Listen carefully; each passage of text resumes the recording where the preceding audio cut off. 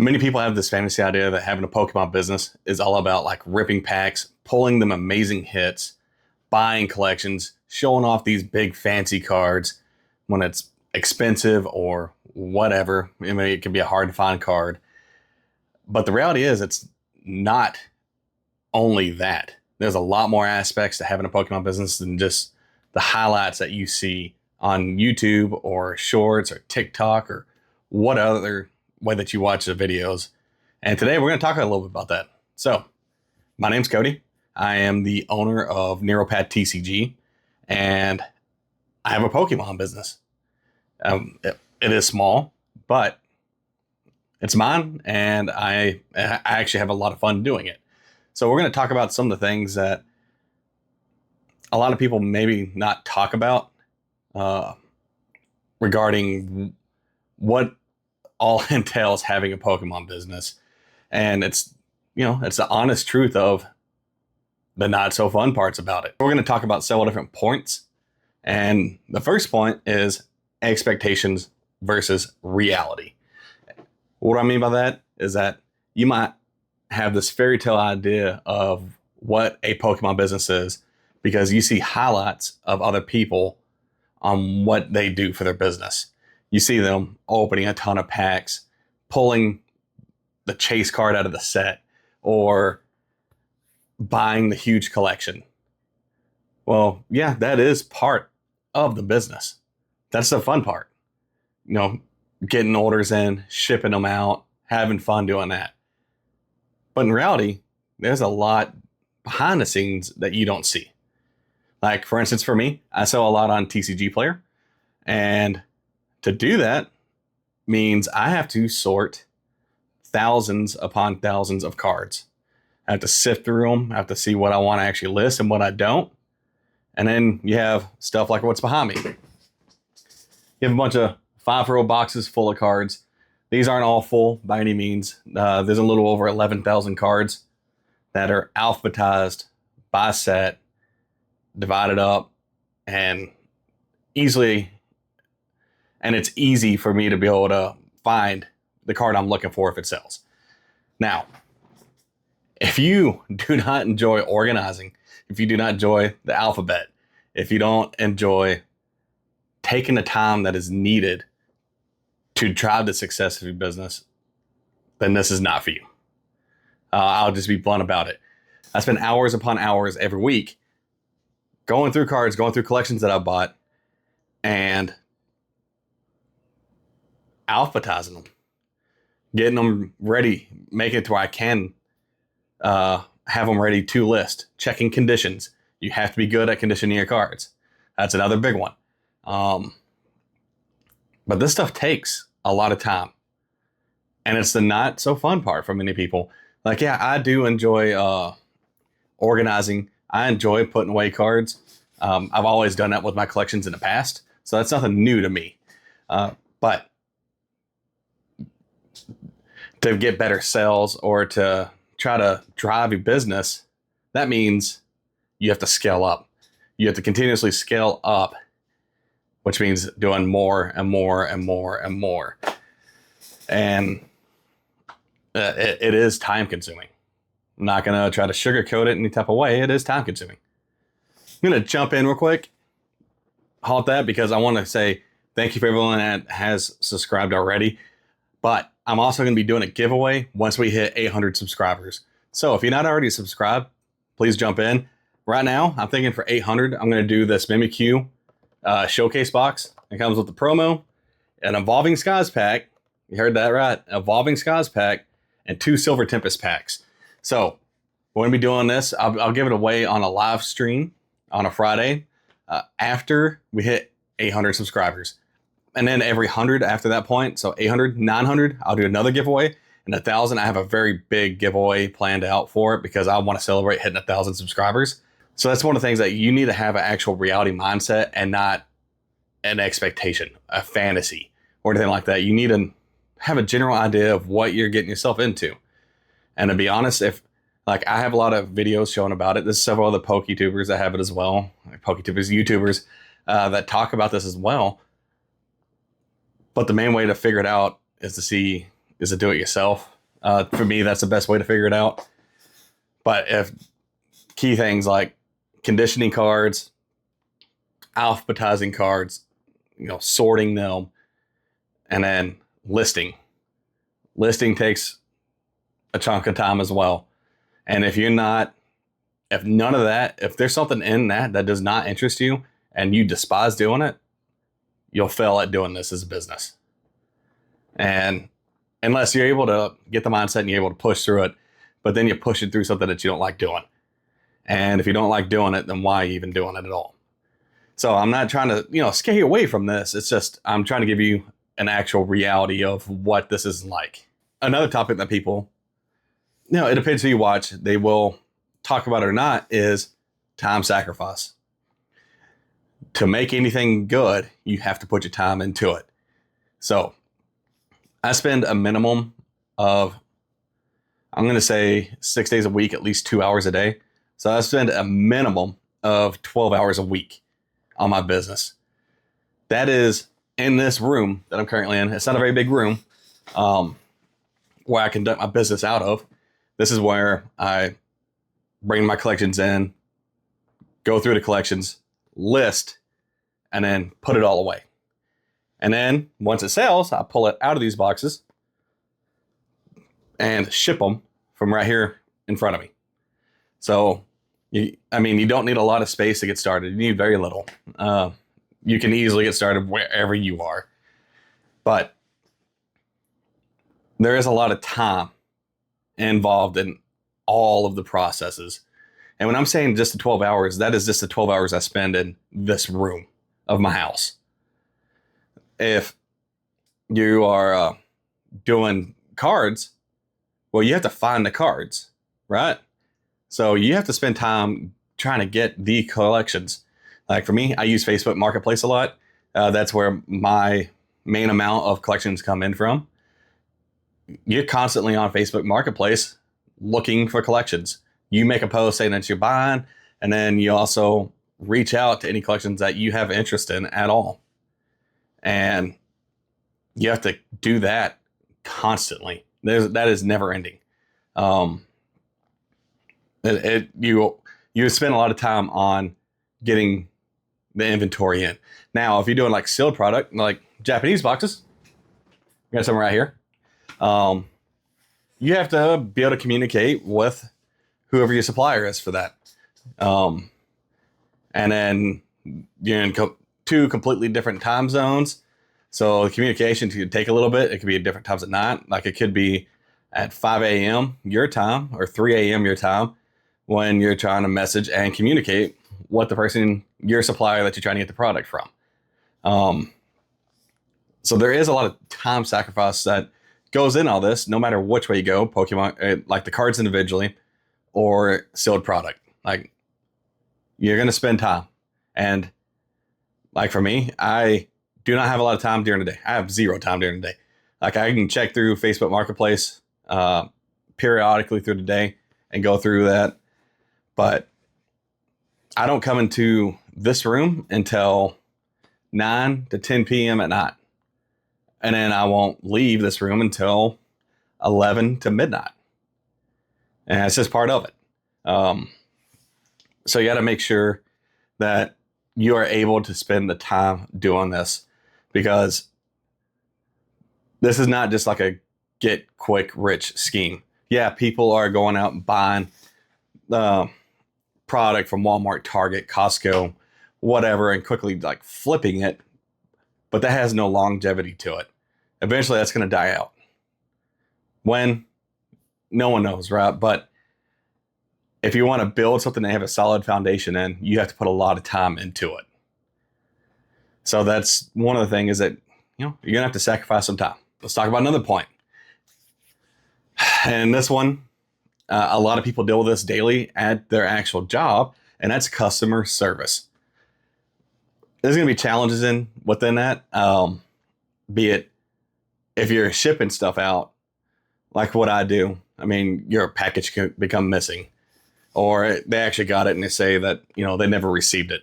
Whatever, the package becomes missing. There's something. You could have condition issues.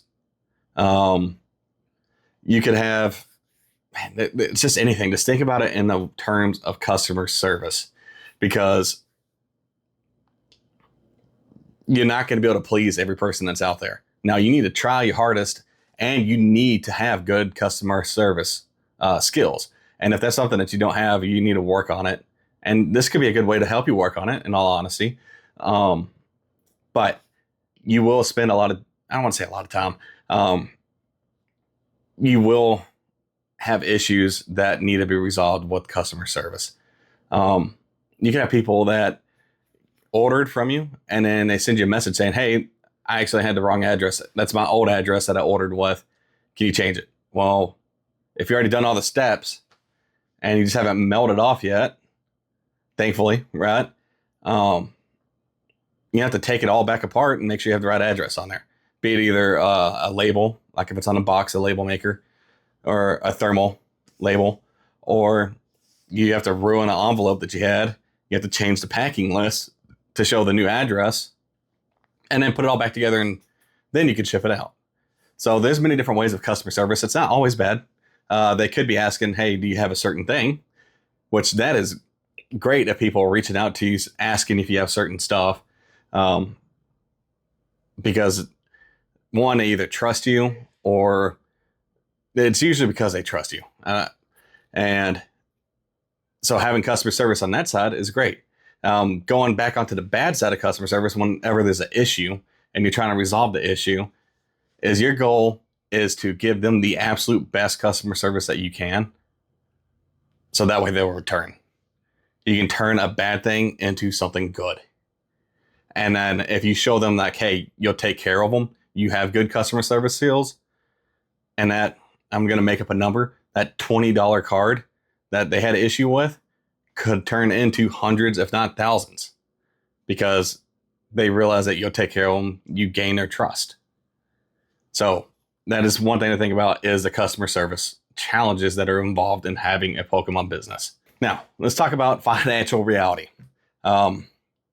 Because of this current market that we're in, people are just think that, Pokemon's going to the moon, which, I mean, it is.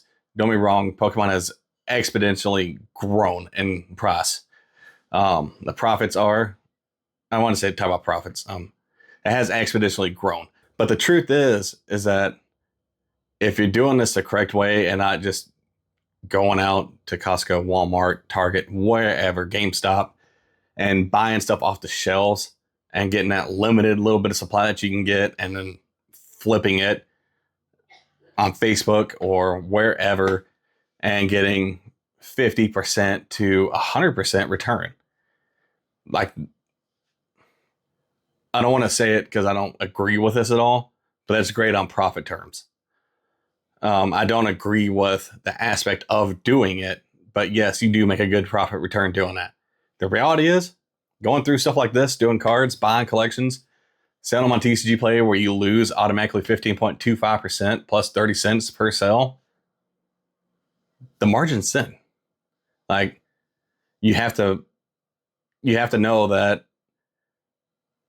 you're not going to get rich doing this. Definitely starting out. Like, yeah, could you grow into some type of giant empire?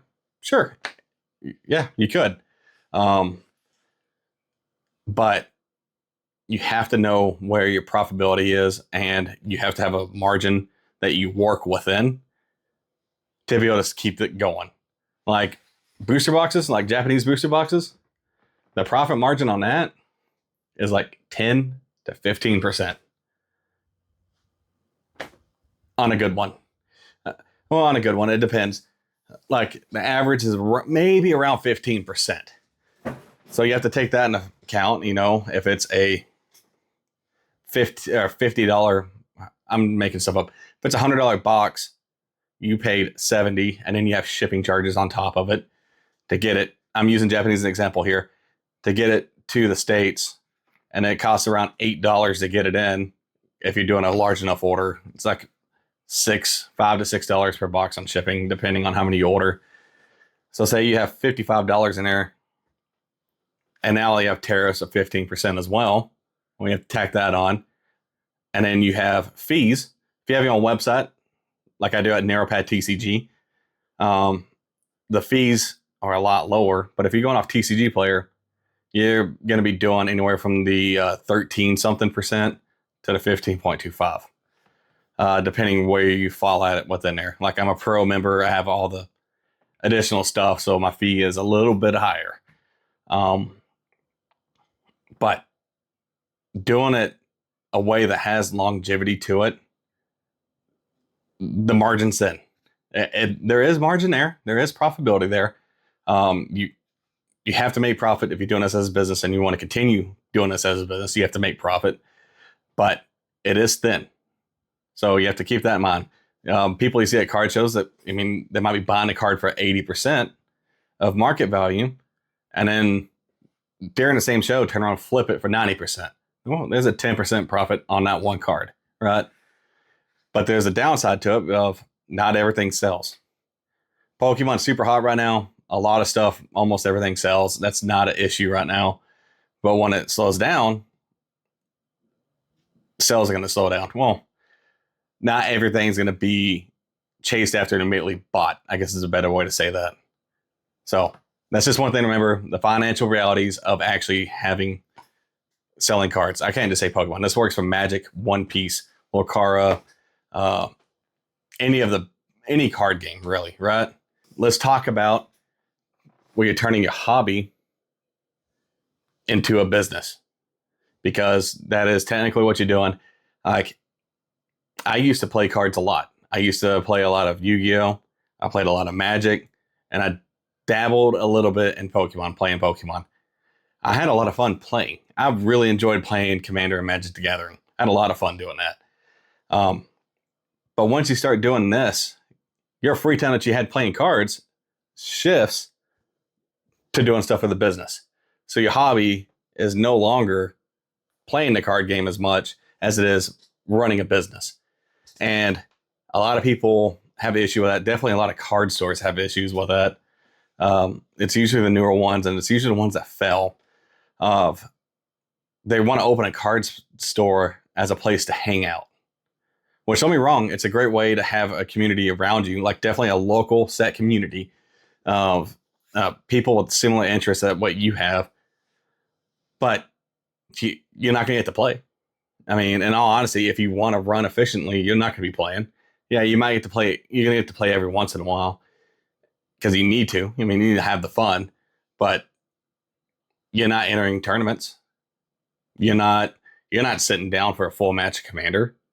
If you're not doing like CEDH, like if you're just doing a regular low end Commander, it would take 2 hours sometimes, depending on how many people are playing too. That's not happening when you have a business. And being able to run efficiently at the business. So your hobby changes. Like, my hobby now is getting to see all these different cards. Like, I have some Japanese cards. Not Japanese, I'm sorry. These are Chinese that I have never seen before in person. But I got them now. They're absolutely beautiful. I would have never seen that before if I wouldn't have bought this collection. I would have never seen them in person if I didn't buy this collection. So your hobby has to kind of change. And that's a reality that I think a lot of people struggle on transitioning if they try to go into business. And that's why they usually fail. So that's something that you have to keep in mind. Now, with all of this stuff being said, don't get me wrong, I absolutely love doing this as a business. I have a lot of fun doing it, but you have to be careful and make sure that it's not just work. It's not just a job. You need to have fun while doing it. So you have to keep this, you have to make it fun. You have to run it efficiently. You need to do both. It needs to be like an even scale. If one dips down too much, you're going to crash. If you've ever thought of opening or starting a Pokemon business, comment down below what you think. Like, what is your expectations? Or if you already have one, what is your reality? Because the more people talk, communicate about this, the more obviously it'll help other people. And that's my big thing. That's why I have a YouTube channel, is to try to help other people. So comment it down below. And remember, I go live every Friday at 10 p.m. Central Time. And I'd love to see you there, and you can ask me any questions. So until then, I'll see you on the next one.